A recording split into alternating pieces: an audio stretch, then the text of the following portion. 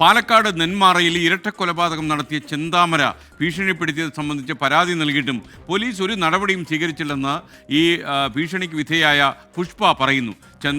ചെന്താമരൻ്റെ ഭാര്യയുമായി കൂട്ടുകൂടിയതാണ് തന്നോടുള്ള വൈരാഗ്യം തോന്നാൻ കാരണമെന്ന് പുഷ്പ 24 പറഞ്ഞു. ഈ പുഷ്പയും കൊലപ്പെടുത്തുമെന്നാണ് ഇയാൾ ഭീഷണിപ്പെടുത്തിയിരിക്കുന്നത്. കൊല്ലപ്പെട്ട സുധാകരൻ്റെ മകൾ പരാതി നൽകി ഒരാഴ്ച കഴിഞ്ഞാണ് പുഷ്പ പരാതിയുമായി പോലീസിനെ സമീപിച്ചത്. പോത്തുണ്ടിയിൽ 2 പേരെ ക്രൂരമായി കൊലപ്പെടുത്തിയ ചെന്താമര മറ്റ് 2 പേരെ കൂടി കൊലപ്പെടുത്താൻ പദ്ധതിയിട്ടിരുന്നു. അതിലൊന്ന് അവരുടെ അയൽവാസി തന്നെയായിട്ടുള്ള സ്ത്രീയാണ്. അവർ നമ്മളോടൊപ്പം ചേരുന്നുണ്ട്.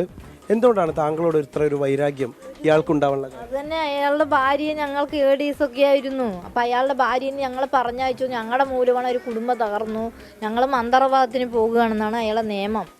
ആദ്യമൊക്കെ അങ്ങനെയായിരുന്നു പറഞ്ഞത്. മന്ത്രവാദത്തിന് പോയിട്ടാണ് എൻ്റെ കുടുംബം തകർന്നു പോയത്. ഇയാൾ മന്ത്രവാദി, അവിടെ ഇവിടെയൊക്കെ തൃശ്ശൂർ അവിടെയൊക്കെ പോകും.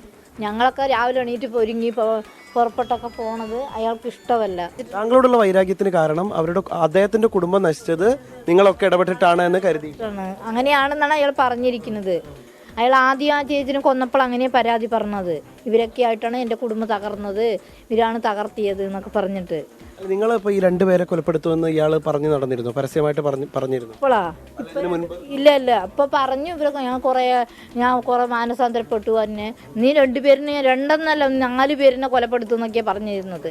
അവരിനെ ഒന്നും പറഞ്ഞില്ല. 4 പേരിനെ കൊലപ്പെടുത്തും ആരെയാണ്. അപ്പം അവളെ മിണ്ടാതിരിക്കാൻ പറഞ്ഞു. ഇന്നലെ മിന്നാന്നൊക്കെ ഇവിടെയൊക്കെ വന്ന് പറഞ്ഞിട്ടുണ്ട്. അവളെ മിണ്ടാതിരിക്കാൻ പറഞ്ഞു. അവള് ഞാൻ എൻ്റെ വീട്ടിലേക്ക് എന്തിനു നോക്കണ്, എൻ്റെ ജനലിൽ എന്തിനു നോക്കണം, ഞാൻ നോക്കണത് അവളെങ്ങനെ കണ്ട് എന്നാണ്. ഞാൻ എപ്പോഴും അയാളെ ശ്രദ്ധിക്കും. അത് ആദ്യം സജി ചേച്ചിന് മുമ്പ് ഞാൻ ശ്രദ്ധിച്ചു കൊണ്ട് തന്നെ ഇരുന്നത്. ഇയാളുടെ ഭാവം മാറ്റം, തീ കത്തിക്കും ചിലപ്പോൾ വീട്ടിൻ്റെ ഉള്ളിൽ.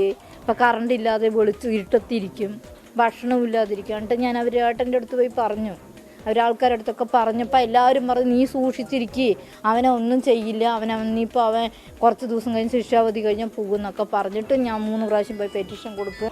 ഇത്തരത്തിൽ വലിയ പക മനസ്സിൽ വച്ച് സൂക്ഷിച്ചിരുന്ന ഒരു വ്യക്തിയാണ് ചെന്താമര എന്നുള്ള കാര്യത്തിൽ തർക്കമില്ല. എന്തായാലും അയാളെ പിടികൂടുന്നതിന് വേണ്ടിയിട്ട് ഉള്ളൊരു കാത്തിരിപ്പിലാണ് ഈ നാട്. ഏതായാലും ആ ശൂരമായിട്ടുള്ള കൊലപാതകത്തിൻ്റെ ആഘാതത്തിൽ നിന്ന് ഈ നാട് ഇതുവരെ മുക്തമായിട്ടുമില്ല. രാജീവ് സുദേവനൊപ്പം നെന്മാറയിൽ നിന്ന് നിഖിൽ പ്രമേഷ്, 24.